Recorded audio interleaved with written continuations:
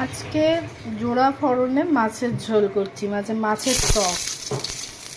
তো শুকনো লঙ্কা ফোড়ন দিলাম, পাঁচ ফোড়ন দিলাম,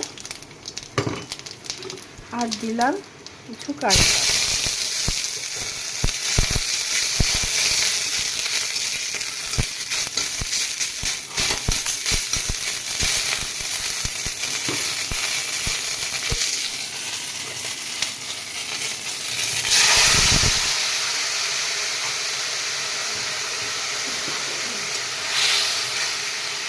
আগে সর্ষে আর কাঁচা আম টমেটো দিয়ে একবার হয়ে গেছে ঝোলটা পুরো রেডি।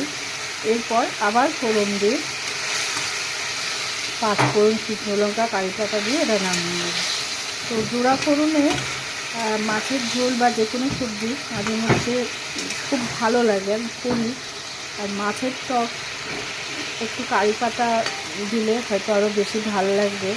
আগে অনেক দিন আগে করেছিলাম, তো আজকে আবার করলাম। এমনিতেই আমার টমেটো দিয়েই করা হয়, তো আজকে একটু কারি পাতা করে নিলাম।